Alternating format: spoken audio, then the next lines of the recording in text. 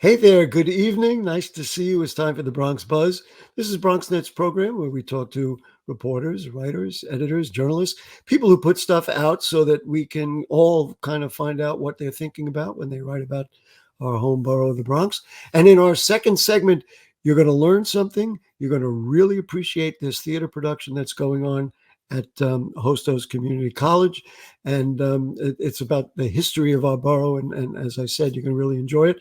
But right now, let's say good evening to Alex Zimmerman, who is our buddy. He's a reporter for Chalkbeat New York, covering New York City public schools. Nice to see you again, Alex. Yeah, thanks for having me. Alex, I was expressing to you, it's just so important. Obviously, tens of thousands, hundreds of thousands of New York City kids are in our schools. And if we didn't have people like you doing what you do, we wouldn't know anything about it. So thank you very much. So we had a snow day, which was interesting because it was a snow day, but, we learned something with virtual technology, much like we're using now. But then we find out after the fact that there were technical issues on this snow day. So what happened? I thought we were going to have a snow day without it being a snow day. Right. Yeah. I mean, snow days are a little bit of a creature of the past, because going forward, the city just calls for remote learning anytime there's inclement weather, and they would have otherwise closed school buildings. But this time around, the city actually informed families and schools almost a full day in advance. So this was Monday, that they were planning to go to remote on Tuesday as a snowstorm approached. But when sort of thousands of parents and students and educators tried logging in on Tuesday morning, many of them were confronted by error messages. This is partly because the city has moved to this sort of more centralized process for logging into like Google Classrooms and email accounts and those sorts of things. In the past, that had really been managed by individual schools during different parts of the pandemic. But now that it's managed centrally, if something sort of breaks with that process, Oh, then the whole castle comes down. right, then it affects every school. And so what the city says happened on Tuesday morning was that IBM, which is the company that's responsible for managing some of the login process, apparently wasn't ready for everyone to try logging in at once, and just sort of didn't have the capacity to manage that. So it crashed the system. Right. Yeah. I mean, that seems to be Wow. basically what happened. That there just wasn't enough capacity. At least that's what top education department officials have been saying. Wow.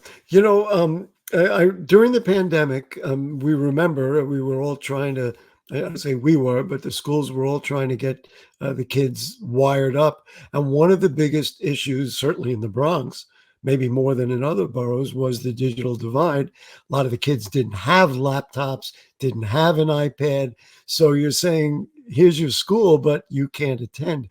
I was wondering if, in fact, this was part of the issue. In this case, we didn't really guarantee that all 30 kids in every classroom were going to have the same technology that we're using right now. So, I don't know how to, the system is not ready yet, right?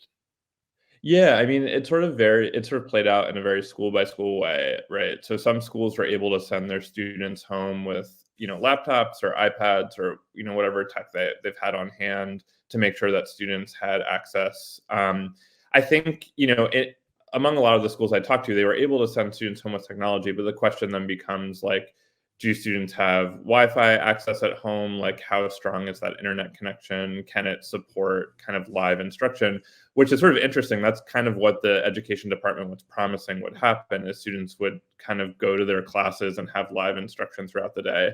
And what some of my reporting showed was that that did happen in some places, but it seemed like one of the more common, especially in high schools, the more common thing that was happening, including some students I talked to actually in the Bronx, was that schools would actually kind of have like office hours, and students would have kind of work that they could do independently and could sort of check in with their teachers to ask questions throughout the day if they had them. Boy, oh boy. You really, listen, I was a New York City school child. If they said, do me a favor, do the work at home and then check in, good luck. And I'm not criticizing the kids. Kids are kids.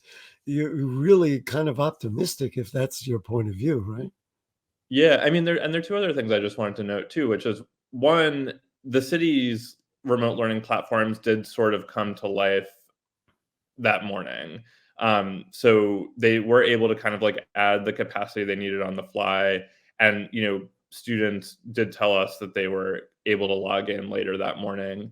Okay. Um, so that's one piece of it. The other piece of it that I think is important to emphasize is that the big reason that they are doing remote learning instead of calling snow days is because they've added holidays to the school calendar. I So I I they I really, was gonna ask you about that. yeah, Yeah, yeah, yeah. so they really have very little wiggle room. Because By they need law, 180 days of school, and yeah, if you add exactly. holidays, you have no choice. Right. And so the city has added a handful of holidays in recent years. They've added Juneteenth, they've added Diwali, they've added the Lunar New Year. So they're a Right. growing number of holidays, and that just leaves them with no wiggle room. So if they call a snow day, they have to legally make that day up somewhere else, and there aren't very many options to do that. And I know people, frankly, my age or others who were like, it snowed. It didn't kind of really snow a lot. I was thinking, because some people were asking me about it, I was thinking that closing the schools was as much, if not more, because you couldn't get staff in and teachers who live outside the city, because that's really where the snow was. It really didn't fall as heavily and as hard, and by noon it was all gone on that day. And so that was really the reason why they closed the schools. Not as much because the kids couldn't get to school, but because you certainly can't have full schools with understaffed. So I thought that was Yeah. interesting, and your point is perfect. Yeah. Yeah, I think that's part of it. I mean, I also think, like, in this case, they really called the decision to go remote before they had a super clear sense of how the snowstorm was gonna play out. And, there's a trade-off there, right? Like, if you're gonna do a remote snow day, schools need to know in advance. They need to be able to send kids home with with computers. Like, that's very hard to do, like, with just a couple hours notice. So I think they wanted to give people a little bit more of a heads up. But the flip side of that is then you're kind of getting a little bit ahead of the weather forecast. And so then if it doesn't snow very much, it looks a little silly to have had a snow day with Right. almost no snow on the ground. Right. It's a very difficult thing. And then, of course, we're kind of ignoring the obvious. If IBM is not going to be running a system that really can support the million kids in New York City schools, and how many schools there are in the city, then you really have a problem. So hopefully the city will learn its lesson, and we'll kind of go from there. I don't want climate change to hit that hard that we never get snow anymore. But, anyway, the other thing I want to talk to you about, which was just a fascinating concept and you wrote about it, that New York City sued TikTok, Snapchat, Instagram over the youth mental health crisis, contending that social media platforms um, are designed to be addictive, harming young people's mental health, and serving as venues for bullying and all the other problems that it creates. It. I'm not saying that the mayor is wrong, because we know it does harm kids, but from a legal point of view, I don't know. What's your analysis? Is this something that really is? Because that would be a huge, huge lawsuit and a huge legal matter if that really went through. Yeah, I think it is interesting. And New York City is not the first municipality to do this. There are actually a couple hundred other school districts and other kind of local governments that have filed similar lawsuits, basically trying to link social media companies to declining youth mental health and concerns about like how young people are feeling. And yeah, I mean, I think it's sort of like a really open question, like how successful a legal strategy this is. I mean, some of the experts I've seen sort of offering their own analysis of the situation is that like these lawsuits are also just partly about raising awareness. So sort of trying to Oh, mount that now kind of that's like, fascinating. Very good point. It's raising awareness for parents to say, you know what, this is, so maybe they're not looking for money or something else. They may be saying, look, let's just let everybody know that social media is hurting our kids.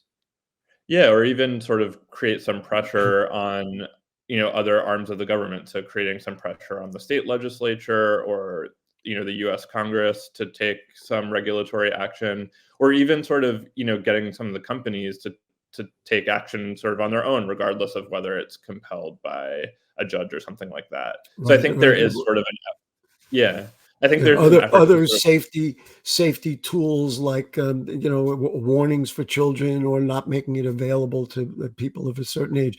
But obviously I'm a media person, and if you go there and you say this media, this social media is harming people, well, you've got a lot of media out there that may not be telling the truth, that may be distorting things. You have AI that's all over the place.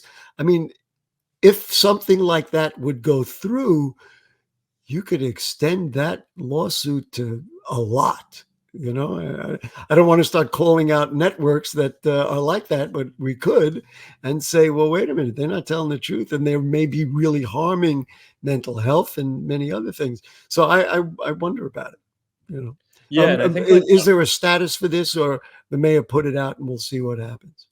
yeah, I mean, they filed this lawsuit in California state court, along a couple different legal theories, one of which is like a public nuisance kind of theory, Right. which I think is actually sort of similar to what some school districts have done around like vaping. And I think that, the mayor is obviously trying to draw some parallels between those two kinds of like Right. legal efforts. And I just think curious, we're almost out of time. Were any of the lawsuits in the other municipalities successful, or they're still all pending? That's a great question. I mean, there are a lot of them, and I'm certainly not an expert in each individual Mhm. one. My sense is that they're still kind of winding their It's ways through pending. the courts and are kind of just going through discovery now. We would need another half hour to have this dialogue. We got about a minute. Um, give a grade. Um, Education reporters love that. Give a grade for the new literacy effort by Chancellor Banks and how it's working. Do you like it? Is it working out? Still a work in progress? How do you see it? I think it's still a work in progress. I mean, I think it's been kind of a bumpy rollout so far. One of the biggest challenges with something like this is training the thousands of teachers who are going to be Absolutely. implementing new Yeah. materials. And I think so far, teachers are really craving more of that than the city has offered. So yeah, I And mean, I think again, we do got to go. It's all about resources. Do you have the resources to do the training and with a million kids and all the schools? How are you going to really, do a system wide thing? You saw what happened with just the mere technology. We couldn't figure it out. Listen, Alex Zimmerman of Chalkbeat, New York, we need you. Thank you so much, and thank you for joining us. Guaranteed, we're going to check with you again. great. It was great to be here. Thanks for having Great. me. Wonderful. Okay, we're going to take a short break, folks, and then you're going to hear about an absolutely wonderful production that's going on at Hostos Community College, and we'll be right back.